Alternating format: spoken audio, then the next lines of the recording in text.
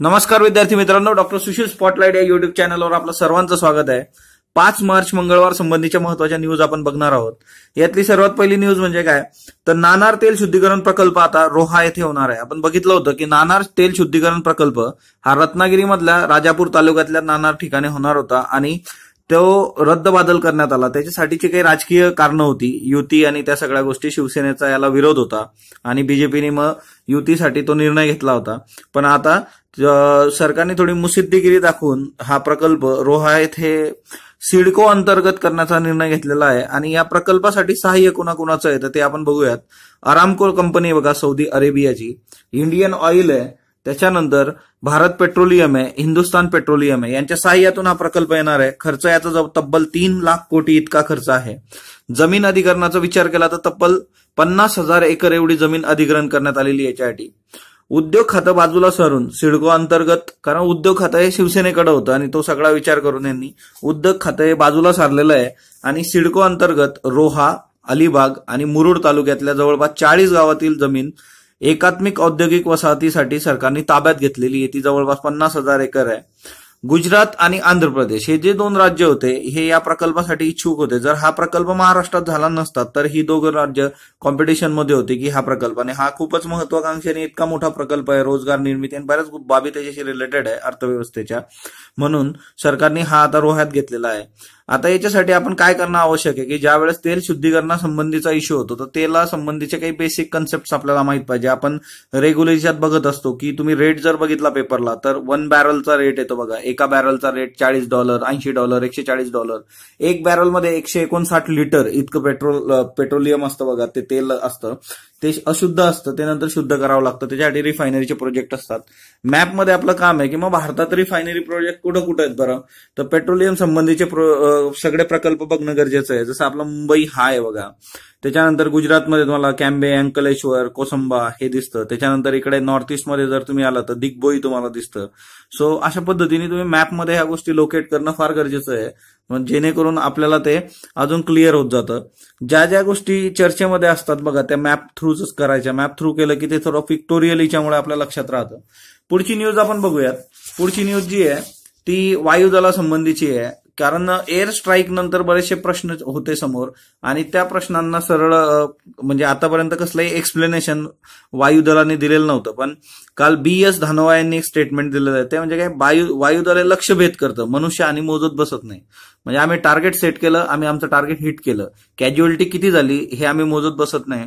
आणि हे पहिल्यांदा हे स्टेटमेंट आलेलं आहे, कारण याच्यावर बरेचसे प्रश्नचिन्ह उभे राहत आहेत की खरंच तिच्यामध्ये दहशतवाद्यांची म्हणजे किती दहशतवादी मारले गेले वगैरे, त्याचे प्रूफ्स दाखवा वगैरे वगैरे, आणि याच्या संबंधी आता न्यूज पण यायला लागल्या आहे की तिथं जवळपास 300 मोबाईल ऍक्टिव्हेट होते वगैरे वगैरे। तर ते आपल्याला परीक्षेत एवढं महत्वाचं नाही आहे, पण बेसिकली कसं असतं की जर आपणच आपल्या सेनेवर प्रश्नचिन्ह उभं केलं तर डिस्करेज होऊ शकते सेना, आणि तो एक मेजर इश्यू असतो। त्यांच्या मॉरल सपोर्टसाठी अशा गोष्टी टाळणं की त्याचं पॉलिटिसाइज करणं हे थोडंसं बाजूला ठेवलं पाहिजे आपण, आणि याच्यामधून पाकिस्तानला पण स्कोप मिळतो। त्याच्यानंतर जमात उद दवा ही एक संघटना आहे बघा, याच्यावर बंदी नाही तर फक्त लक्ष ठेवणार आहे पाकिस्तान, आणि त्यांनी आधी घोषणा केली होती की आम्ही याच्यावर बंदी आणू, पण आता ते क्लिअर झालेलं आहे की ते फक्त लक्ष ठेवून आहेत। 26/11 मुंबईचा जो दहशतवादी हल्ला घडवून आणणारा सूत्रधार होता हफीज सईद, याची ही जमात उद दवा नावाची संघटना आहे आणि तिची धर्मादाय शाखा जी आहे ती फलाह-ई-इन्सानियत फाउंडेशन अशी आहे। यांच्यावर 15 दिवसांपूर्वी म्हटलं होतं पाकिस्तान की बंदी घालतो म्हणून, पण आता त्यांनी घातलेलं नाही, हे क्लिअर झालेलं आहे। पुढची एक महत्वाची स्कीम आहे बघा, योजना, प्रधानमंत्री श्रम योगी मानधन, PMSYM, असंघटित कामगारांसाठीची पेन्शन योजना आहे। प्रवेश याच्यामध्ये जर तुम्हाला प्रवेश करायचा आहे म्हणजे ह्या योजनेचा लाभ घ्यायचा आहे तर त्याच्याकरता 18 ते 40 वर्षे वयोगटातील व्यक्ती पाहिजे। याच्यासाठीचं मासिक उत्पन्नाची अट आहे 15,000 किंवा त्याहून कमी, म्हणजे मॅक्झिमम 15,000 रुपये पर मंथ जर पेमेंट असलं तर तेवढं तुम्हाला मिळेल। किमान पेन्शन हमी जर बघितली तर वयाच्या 60 वर्षापासून पुढे आयुष्यभर दरमहा 3,000 रुपये तुम्हाला मिळू शकतात या स्कीम मधून। सो प्रधानमंत्री श्रम योगी मानधन योजना ही एक महत्वाची योजना आहे। लोकसत्ता जर संपादकीय तुम्ही बघितलं तर सामर्थ्य आणि मुसद्देगिरीचं यश, म्हणजे हा पुलवामा जो हल्ला झाला त्याच्यानंतर भारताने पाकिस्तानवर एअर स्ट्राईक केली, त्यानंतर भारताचं सामरिक सामर्थ्य, त्याच्यानंतर मुसद्देगिरीचाही प्रत्यय आला, म्हणजे भारताने जवळपास आंतरराष्ट्रीय स्तरावर 25 देशांशी बोलणं केलं होतं, आणि ह्या सगळ्या याच्यातून चीन सुद्धा पाकिस्तानच्या वेळेस बरोबर यावेळेस उभा राहिलेला नाहीये. फ्रान्स, इंग्लंड आणि अमेरिका यांनी स्वतःवरून मसूद अझहर हा आंतरराष्ट्रीय दहशतवादी म्हणून घोषित करावं यासंबंधीचा एक प्रस्तावच युनायटेड नेशनच्या सुरक्षा परिषदेमध्ये ठेवला. 1 मार्चच्या याच्यात इस्लामिक राष्ट्र संघटना अधिवेशनामध्ये प्रमुख अतिथी म्हणून भारताला आमंत्रित करण्यात आलं. पाकनी याच्यावर प्रेशराईज केलं होतं की भारत जर सहभागी झाला तर आम्ही येणार नाही, आणि पाकची खुर्ची रिकामीच होती. तरी सुद्धा भारताने तिचं जे काही आपल्या सुषमा स्वराज आहे यांनी पार्टिसिपेट केला, आणि त्यांनी जे काही तिथं बोललेलं आहे की अल्लाच्या 99 नावात सुद्धा कुठेही हिंसाचाराचा उल्लेख नाहीये, प्रत्येक धर्म हा मानवतेवर आहे, ह्या सगळ्या गोष्टी आहेत. आणि याच्यातून जगभरातून भारताला जो सपोर्ट मिळाला. आणि दुसरी महत्वाची गोष्ट की आता इराणने सुद्धा पाकिस्तानला हे दिलेलं आहे की तुम्ही दहशतवादी तळ तिच्यातले नष्ट करा, अदरवाईज आम्ही सुद्धा याच्यावर ऍक्शन घेऊ. आणि या सगळ्या प्रकारामधून मग भारताचं सामर्थ्य सुद्धा दिसलं आणि मुसद्देगिरीचं यशही आलं. अभिनंदन यांना आपण कुठल्याही वाटाघाटी शिवाय भारतात घेऊन आलो. या सगळ्या गोष्टी लक्षात घेतल्या तर ते एक महत्वाचं आहे. आणि हे इस्लामिक राष्ट्र संघटना अधिवेशन आपण हे बघितलं होतं ऑलरेडी. याच्यावर महाराष्ट्र टाइम्सला पण संपादकीय आलेलं आहे, ते तुम्ही टेलिग्रामवर वाचू शकता. पुढची जी न्यूज आहे ती म्हणजे काय तर अर्थवादाचा आदर. आपली जे आर्थिक विकास आहे तो आर्थिक विकासाची गती मंदावली आहे, आणि त्याच्यासाठीची काय कारण आहे नेमकी तर एक, वस्तू सेवा करातून मिळणारं उत्पन्न कमी झालेलं आहे. कृषी क्षेत्राच्या वाढ दराची चिंताजनक स्थिती आहे. हे वस्तू आणि सेवा दरातून मिळणारं उत्पन्न याचा राज्यांवर सरळ सरळ इम्पॅक्ट आहे. राज्यांना जवळपास 63% लॉस याच्यामध्ये झालेला आहे जीएसटी मधून. खासगी क्षेत्र गुंतवणूक तयार नाहीये. खासगी क्षेत्र गुंतवणूक तयार नसण्याचं कारण काय असतं तर सरकारकडे पैसे नाही आहेत पण खासगी क्षेत्राकडे आहेत, पण ते गुंतवणूक का करत नाहीत कारण त्यांना परतावा मिळण्याची शाश्वती कमी आहे. म्हणून जीएसटीचा जर विचार केला तर इनपुट क्रेडिटची सुविधा काढून घेण्यात आलेली आहे. म्हणजेच काही वर्गवारीतील बिल्डरना या करारातून वगळण्यात आलेलं आहे. आणि हे बिल्डर्सना म्हणजे काही विशिष्ट लोकांना जीएसटीतून वगळणं हे घातक पण आहे. आणि याचं जे मूल तत्व आहे जीएसटीचं त्याच्या अगेन्स्ट आहे. म्हणजे जीएसटीचं मूल तत्व काय आहे तर सर्वांना समान कर आणि कोणालाही वगळण्याची सोय नाही, हे कराचं मूल तत्व आहे. पण याच्यामधून हे काही लोकांना वगळलेलं आहे आणि त्याच्यामुळे तो लॉस पण होतो कराचा. सो अर्थवादाचा आदर हे असं सुद्धा अग्रलेख आलेला आहे बघा, तिच्यातला क्रक्स हा आहे. रणबिरीचे दबके आवाज म्हणून हे दुसरा अग्रलेख आहे संपादकीय याच्यातला की भारताची अंतर्गत सुरक्षा हा जो सिलेबसला मुद्दा असतो यूपीएससी मेन्स GS3 याच्यासाठी खूप खूप महत्वाचं हे आर्टिकल आहे. आता अंतर्गत सुरक्षा म्हणजे इंटरनल सिक्युरिटीला प्रभावित करणारे घटक कुठले कुठले आहेत तर त्यांची लिस्टच इथं दिलेली आहे. एक, दहशतवाद, दहशतवाद्यांची होणारी घुसखोरी, नक्षलवाद किंवा माओवाद. ह्या दोन संकल्पना एकच आहेत बघा, फक्त हा नावाचा फरक आहे. तुम्हाला जर याच्या संबंधी समजून घ्यायचे असतील या कन्सेप्ट तर PSI इंटरव्ह्यू साठीच्या जे काही आपले व्हिडिओज आहेत प्लेलिस्ट म्हणून तुम्ही बघू शकता. त्याच्यात माओवाद आणि नक्षलवाद हे नेमकं काय आहे हे मी एक्सप्लेन केलेलं आहे, ते तुम्ही बघून घ्या. जात आणि धर्माचा संघर्ष, फुटीरतावाद आणि विभाजनवाद, आरक्षणाची होणारी नवीन आंदोलनं प्रत्येक राज्यांमध्ये बघा तुम्ही, आणि याच्यातून होणारा हिंसाचार, शेतकरी आंदोलने, भाषिक संघर्ष, आंतरराज्य पाणी आणि सीमा तंटे. या बेसिक गोष्टींचा जर विचार केला तर हे सगळे घटक जे आहेत ते अंतर्गत सुरक्षेला प्रभावित करणारे घटक आहे. आणि नुसतं याच्या आधारे सुद्धा GS3 साठीचा एखादा प्रश्न आपण खूप चांगल्या पद्धतीने लिहू शकतो. आपण मित्र बदलू शकतो पण शेजारी बदलू शकत नाही. अटल बिहारी वाजपेयी आणि मनमोहन सिंग या दोघांचा याच्याशी रिलेशन आहे स्टेटमेंटशी, आणि ते दोघे या गोष्टीसाठी सहमत होते. कारगिल युद्धाच्या वेळेस ऑपरेशन पराक्रम आपण केलं होतं सीमेवरील. आता ह्या सगळ्या याच्यातून मेजर इश्यू काय आहे तर सीमेवरील घुसखोरीचा चोख बंदोबस्त ही काळाची गरज आहे.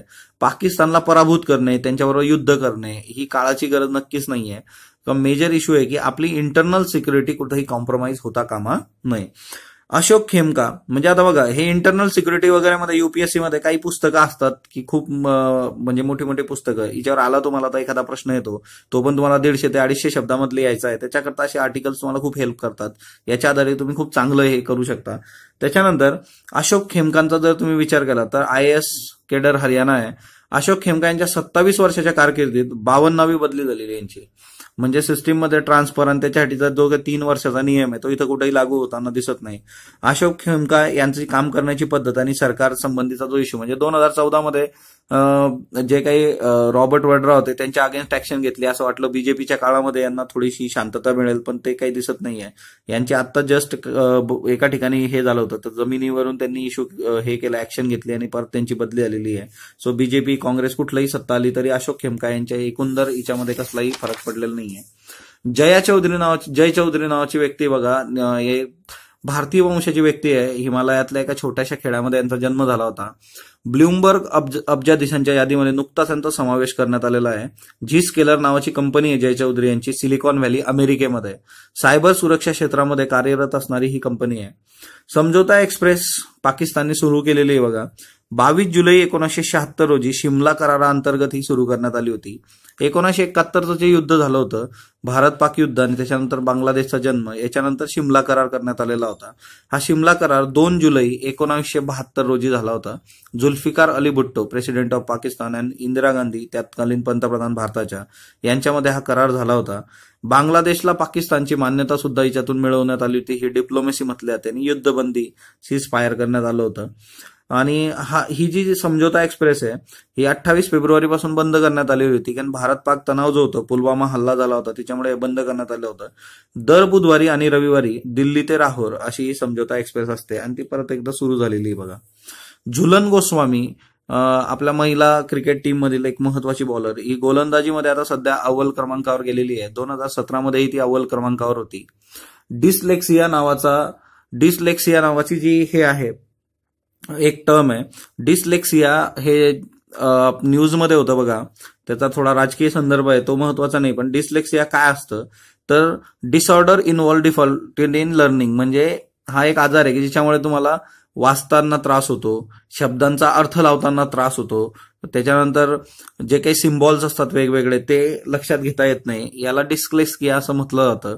तारे जमीन परचा रेफरन्स सुद्धा याच्यामुळे आला होता, त्या लहान मुलाच्या बाबतीमध्ये ज्या गोष्टी असतात त्या पद्धतीने. सो डिस्लेक्सियाचा अर्थ तुम्हाला माहित पाहिजे, हे सध्या न्यूजमध्ये आहे.